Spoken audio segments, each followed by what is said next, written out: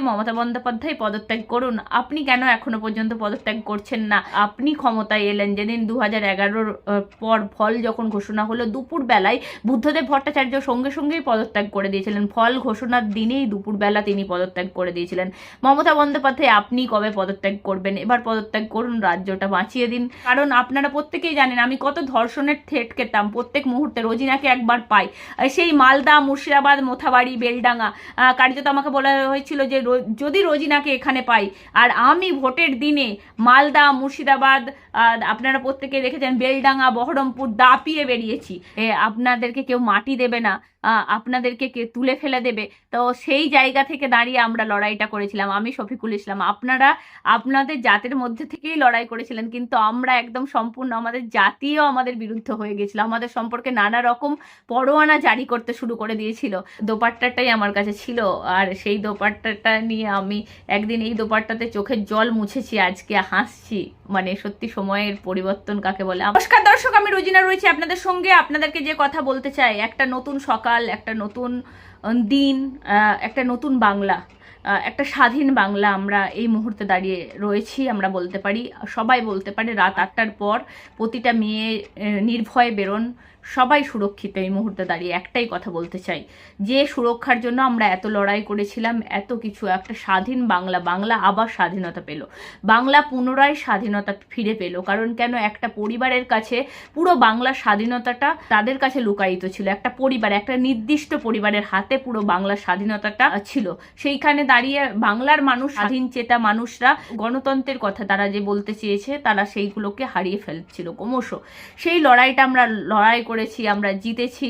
বাংলার মানুষ যে কি চাই আর বাংলার মানুষের হাতে কতটা ক্ষমতা আছে, বাংলার মানুষ প্রমাণ করে দিয়েছে। এবার একটাই কথা বলতে চাই, মমতা বন্দ্যোপাধ্যায় পদত্যাগ করুন। আপনি কেন এখনো পর্যন্ত পদত্যাগ করছেন না? আপনি ক্ষমতায় এলেন যেদিন 2011-র পর ফল যখন ঘোষণা হলো, দুপুর বেলায় বুদ্ধদেব ভট্টাচার্য সঙ্গে সঙ্গেই পদত্যাগ করে দিয়েছিলেন। ফল ঘোষণার দিনেই দুপুরবেলা তিনি পদত্যাগ করে দিয়েছিলেন। মমতা বন্দ্যোপাধ্যায় আপনি কবে পদত্যাগ করবেন? এবার পদত্যাগ করুন, রাজ্যটা বাঁচিয়ে দিন। কার্যত রাজ্যটা বেঁচে গেছে এই মুহূর্তে, আমরা এইটুকুই ফিল করতে পারি। কারণ কেন? আমরা চাইছিলাম আমাদের মা বোনেদের সম্মান যেখানে রক্ষা হবে, যারা ধর্ষণের বিনিময়ে 10 লাখ টাকা হাতে গুঁজে দেবে না, যারা ধর্ষণের বিনিময়ে মাকে বলবেন না আপনারা সবাই সব কিছু ভুলে যান, এই কথা আমাদেরকে শুনতে হবে না। আমরা সেই রকম বাংলা গড়তে চেয়েছিলাম। কোনো চাকরির জন্য কোটি কোটি টাকা কারোর হাতে গুঁজে দিতে হবে না, সেই রকম বাংলা আমরা দেখতে চেয়েছিলাম, আমরা দেখতে পাচ্ছি।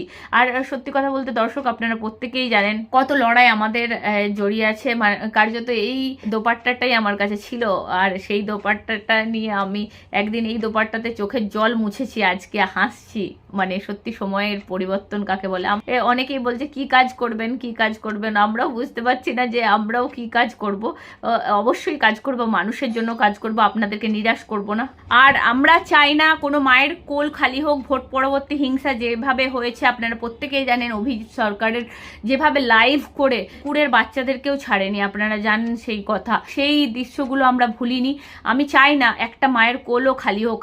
আপনাদের লড়াই ছিল ও এই সরকারের বিরুদ্ধে। আমি প্রত্যেকটা বিজেপি কর্মী সমর্থকদেরকে বলবো যে নিচুতলায় যারা রয়েছিলেন বা জেলায় জেলায় যারা রয়েছেন, তারা দায়িত্বশীল হন। কারোর বাড়ি ঘর দুয়ার লুট কি দরকার? আপনারা তো গণতান্ত্রিক পদ্ধতিতে সরকারে এসেছেন, গণতান্ত্রিক পদ্ধতিতেই শাসন কার্য এবং প্রশাসনকে চালান। দরকার নেই লুটপাট করার। আপনাদের হাতেই সমস্ত, এই মুহূর্তে দাঁড়িয়ে পুরো রাজ্যটাই আপনারা সেইভাবে আইন শৃঙ্খলার দিক থেকেও নজর রাখতে পারেন। কারণ কেন? পুরো রাজ্যটাই, যেখানে মমতা বন্দ্যোপাধ্যায়ের অধ্যায়টা শেষ, একটা অধ্যায়ের শেষ হলো 15 বছর। আপনারাই তো সব কিছু। মানুষের মধ্যে আমরা যখন বাইরে যেতাম, মানুষজন যখন এসে বলতো রোজিনা খুব ভালো কাজ করছো, ও এইভাবেই চালিয়ে যাও। বিভিন্ন জায়গায় আমরা যখন দেখতাম, এমনকি তৃণমূল কংগ্রেসেরও অনেক লোক আমাদেরকে বলতেন যে ভালো কাজ করছো, আমরাও এই সরকারের পতন চাই। কিছু কিছু তৃণমূল কংগ্রেসের লোক যারা সামনে আসতে পারতো না, তারাও বলতো যে আমরা এই সরকারের পতন চাই, পতন হবে তো, এইবার হবে তো। আমরা বলেছিলাম যে পরিবর্তন হবে, পরিবর্তন সম্ভব, পরিবর্তন মানুষ চাইলে পরিবর্তন সম্ভব। আর সেই মানুষের মনে আমরা ঢুকিয়ে দিয়েছিলাম যে পরিবর্তন যদি এইবার না হয় তাহলে আর কিছু করার নেই। আমরাও ভেবেছিলাম যদি পরিবর্তন এইবারে না হয়, পশ্চিমবঙ্গের মানুষ বুঝে নেবে, পশ্চিমবঙ্গের মানুষ তাদের কি চায়। এরপর যদি খারাপ কিছু হয় তাহলে পশ্চিমবঙ্গের মানুষই তার জন্য দায়ী থাকবে। আমরা সেটাই ভেবেছিলাম যে যদি পরিবর্তন না আনে। এই মুহূর্তে দাঁড়িয়ে একটাই জিনিস আমি বলতে চাইবো সমস্ত বিজেপি কর্মীদের উদ্দেশ্যে, আপনারা শান্ত থাকুন। থাকুন, সুন্দর থাকুন, কোনো লুটপাট বা কোনো কিছুর মধ্যে, যেটা তৃণমূল কংগ্রেসের কালচার ছিল সেই কালচারকে উৎখাত করাই আমাদের লক্ষ্য ছিল। সেই কালচার, সেই তোলাবাজি, সেই দুর্নীতি, সেই স্বজন পোষণ, সেইগুলোর বিরুদ্ধেই আমাদের লড়াই ছিল, সেই ব্যক্তিদের বিরুদ্ধেই আমাদের লড়াই ছিল। সেই ব্যক্তিগুলোকে যখন আপনারা পরাজিত করতে পেরেছেন গণতান্ত্রিক পদ্ধতিতে, তখন তাদের বিচারও এক একটার ফাইল খোলা হবে, যেভাবে বলা হয়েছিল সেইভাবেই আস্তে আস্তে ধীরে ধীরে ফাইল খোলা হবে। কিন্তু এখনই হটকারিতা, একদিনের মধ্যেই কিছু করার দরকার নেই, কারণ মমতা বন্দ্যোপাধ্যায় এখনো পর্যন্ত পদত্যাগ করেননি। উনি কি বুদ্ধি আঁটছেন উনি নিজেই বলতে পারবেন। আপনারাও এই মুহূর্তে দাঁড়িয়ে শান্ত থাকুন, কারণ মমতা বন্দ্যোপাধ্যায় যা খুশি করতে পারেন। এখনো পর্যন্ত পদত্যাগ উনি করলেন না। উনি বারবার ভোটের দিনেও বলেছেন যে আমি চেয়ারে আছি, আমি চেয়ারে আছি। আপনারা প্রত্যেকেই জানেন উনি বলেছেন আমি চেয়ারে আছি, আমার চেয়ারটা ভুলে যাবেন না। মমতা বন্দ্যোপাধ্যায় পদত্যাগ করবেন, অবশ্যই করতেই হবে মমতা বন্দ্যোপাধ্যায়কে পদত্যাগ। তবে কিন্তু একটাই জিনিস, যে তৃণমূল কংগ্রেসের মুখগুলোর বিরুদ্ধে আমাদের লড়াই ছিল, সেই তৃণমূল কংগ্রেসের মুখগুলোই যদি আবার বিজেপির মুখ হয়ে দাঁড়ায়, তাহলে কিন্তু আমাদের আবার লড়াই চলবে, আবার সংগ্রাম চলবে। আপনারা তো দেখেছেন কি কঠিন পরিস্থিতির মধ্যে থেকে আমাকে কোর্টে মার খেতে হয়েছে, আমার স্বামীকে 3 ঘন্টা পুলিশ ডেকে ধমকেছে, তাও আমরা সরিনি। আমরা যেভাবে লড়াই করেছি, মাটি থেকে উঠে এসেছি। বলেছিলাম কুণাল ঘোষকে একটা কথা বলেছিলাম যে কুণাল ঘোষ আমি মাটি থেকে উঠে এসেছি। মমতা যদি বাংলার নিজের মেয়েকে চাই, আপনারা যদি এই স্লোগান দেন, আমিও বাংলার নিজের মেয়ে। আমি বলছিলাম কুণাল ঘোষ আমার মিমিক্রি করেছিল সেই পুলিশ অফিসারদের এর ওয়াইফদেরকে প্রশ্ন করার জন্য। এইভাবে প্রশ্ন হয় নাকি? বঙ্গ টিভি না কঙ্গ টিভি এইভাবে বলেছিলেন। বঙ্গ টিভির ক্ষমতা দেখলেন তো, লড়াই করে লড়িয়ে আপনার দিদির গদি টলিয়ে দিলাম কার্যত। এই মুহূর্তে দাঁড়িয়ে একটাই কথা বলতে চাই, এই উচ্চারণ দিই, গ্রাম থেকে উঠে এসেছি, মাটির গন্ধ গায়ে লেগে আছে, এখনো পর্যন্ত লড়াই শেষ হয়নি। দেখবো রীতিমতো মানুষের সঙ্গে যদি কোনোদিন কোনো অবিচার হয়, আমরা কিন্তু প্রত্যেক মুহূর্তে মানুষের পাশে। কারণ কেন? মানুষের জন্য লড়াই ছিল, আমাদের সৎ লড়াই ছিল। আমরা কারোর কোনো কিছু চাওয়া পাওয়ার রাজনীতি আমরা করিনি, কিছু ভাবিনি। আমরা শুধু ভেবেছিলাম পরিবর্তন চাই, পশ্চিমবাংলার মানুষের জন্য পরিবর্তন চাই। কারণ আপনারা প্রত্যেকেই জানেন আমি কত ধর্ষণের থ্রেট খেতাম প্রত্যেক মুহূর্তে। রোজিনাকে একবার পাই, সেই মালদা, মুর্শিদাবাদ, মোথাবাড়ি, বেলডাঙ্গা, কার্যত আমাকে বলা হয়েছিল যে যদি রোজিনাকে এখানে পাই। আর আমি ভোটের দিনে মালদা, মুর্শিদাবাদ, আপনারা প্রত্যেকে দেখেছেন, বেলডাঙ্গা, বহরমপুর দাপিয়ে বেরিয়েছি। এমনকি আমি বলছি 29 তারিখে পোর্টের মতো জায়গায়ও আমি কভার করেছি। আমরা হার মানি না। আপনারা প্রত্যেকেই জানেন রোজিনা সেই বুম নিয়ে মাঠে ছুটে বেড়ানো মেয়ে, কখনো হার মানে না। আর প্রত্যেকটা খবর আপনাদেরকে দেবো, প্রত্যেকটা খবর আপনাদের কাছে তুলে ধরার চেষ্টা করব। আমি হার মানি না। আমি তো চেয়েছিলাম যে ভোটের দিনে আমি ক্রিটিক্যাল জায়গাগুলো যাব। বেলডাঙ্গা যেখানে কত সন্ত্রাস হয়েছে আপনারা জানেন, সেখানে আমি থেকে কভার করেছি। সেখানে আমি ভাবতা অঞ্চলের সামনে মমতাকে দাঁড়িয়ে বলছে মমতা চোর, আমরা ভোট দেবো না। সংখ্যালঘুরা বলছে আমরা মমতাকে ভোট দেবো না, এবার যাই হয়ে যাক। তো আমি সেই কভারেজ করেছি। সেই 29 তারিখের পর আপনারা প্রত্যেকে যদি আমার ফেসবুক প্রোফাইল ফলো করেন, দেখবেন আমি তাতে বলেছিলাম নিরলস পরিশ্রম সফল, একটা বড় জয়ের অপেক্ষা, শুধু সময়ের অপেক্ষা মাত্র, এরকম একটা পোস্ট করেছিলাম 5 দিন আগে। তখন আমি জেনেছিলাম যে সত্যি আমরা পরিবর্তন এই মুহূর্তে সম্ভব, পরিবর্তন হবে। যাই হয়ে যাক, 180-র নিচে কখনোই কোনোভাবেই বিজেপি নামবে না। বঙ্গ টিভি সেইভাবেই, যারা বলেছিল অপিনিয়ন পুল করতে পারেনি, যারা অপিনিয়ন পোল সামনে আনতে পারেনি, আমি কিন্তু দায়িত্ব নিয়ে তার আগের দিন ইন্টারভিউ দেখিয়েছিলাম বিজেপি কত সিট পেতে চলেছে, কংগ্রেস কত সিট পেতে চলেছে। তার আগের দিন নিজে দায়িত্ব রেখেছিলাম, কারণ মমতা বন্দ্যোপাধ্যায় তখনও দাবি করে যাচ্ছিলেন তিনি 200টা সিট বেশি, 200টা পাবে। আপনারা প্রত্যেকেই দেখেছেন যে এই মুহূর্তে দাঁড়িয়ে আমরা যে কঠিন লড়াইটা লড়েছি, আপনারা তার সাক্ষী। আপনাদের আশীর্বাদে আজকে আমরা সফল হয়েছি। আপনাদেরকে নত মস্তকে আমাদের প্রণাম। আমি রোজিনা, সত্যি কথা বলতে দেখুন, শুধু লড়াইটা আমাদের শুধু নিজেদের লড়াই নয়, শুধু শফিকুল ইসলাম বলুন বা রোজিনা রহমান বলুন, আমাদের জাতিও আমাদের বিরুদ্ধে হয়ে গিয়েছিল। কারণ আমাদের সম্প্রদায় আমাদেরকে দুটো ঠেলে দিয়েছিল।